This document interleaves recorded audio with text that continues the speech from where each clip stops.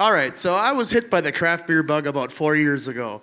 And really up until that point, the only appreciation I had for beer was the fact that it got me drunk. I was a musician for many years, and during the daytime, my day job was working for Roto-Rooter. Now, if you guys don't know what Roto-Rooter is, then consider yourself lucky. It's about the shittiest job a man could ask for. So there's my band. We did that for many years. We toured all over Wisconsin. We were a really punk metal kind of type of angry band. Fast forward to when I was 30, and two things happened that changed my life forever. One was I had this nagging neck injury that forced me to quit my job at Roto-Rooter. It was a blessing in disguise. And the second thing was that our band broke up. We played our first sold-out show at the Annex, and a month later, for some reason, it was all over. And to kind of add pressure to that, me and my wife, she's here tonight, we were expecting our first child. So I was really stuck in kind of a transition in my life. And that's really when, sorry, I'm super nervous. So that's when I had to figure out what I was going to do next. So I started looking for jobs, and I came across finding a job at Steve's Liquor on Junction Road. I walked in there, and they were super nice to me, nice enough to give me a job. And that's really where my love for craft beer started. So essentially, I'm way ahead of my slides. So we started what I call researching beers. I didn't want to be the guy who was, didn't know anything. Somebody comes into a liquor store, asks for a beer. I don't know what the hell they're talking about.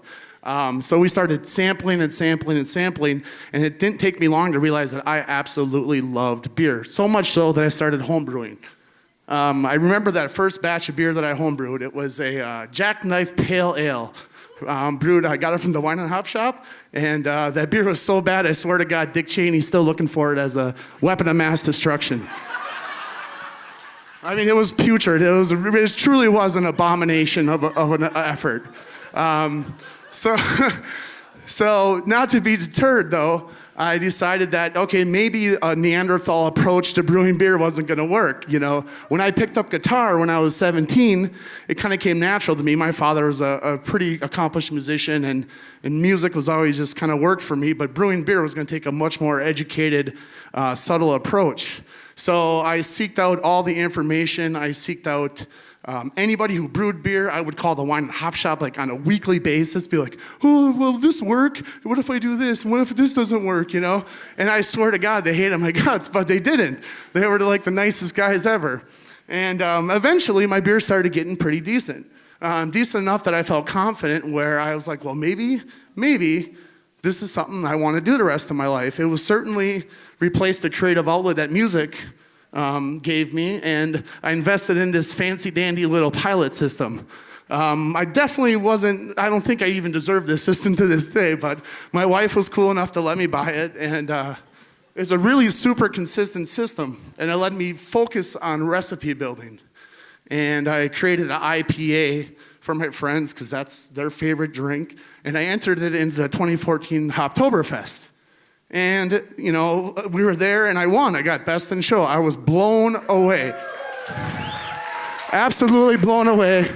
I remember I came up, I gave Ben a big hug. I think he probably still has bruises from it.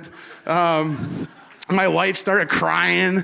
It's just crazy. I got to meet this crazy son of a bitch, Ross Harms. He's not here tonight, unfortunately, but he's the president of our homebrew club.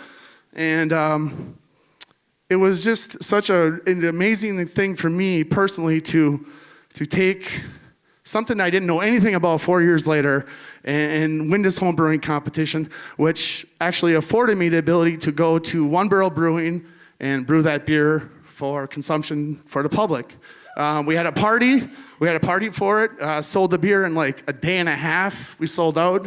And then 2 days later, I was going to watch the Badgers in the basketball tournament with my buddy Joe, and my wife calls and she's like, hey, this other competition you went to, the Rhine Heights Revolt. She's like, oh, you won. And I almost crashed my freaking truck driving down the Beltline like, you gotta be shitting me, because 3 years ago, I didn't know anything about brewing. 4 years ago, I didn't drink craft beer.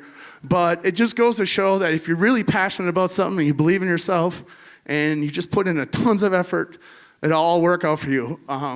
Like I said, I've been brewing for 4 years. I just released a beer for Craft Beer Week. And for a home brewer to, release a beer to the public and have it welcomed and accepted is just a freaking dream come true. So thank you.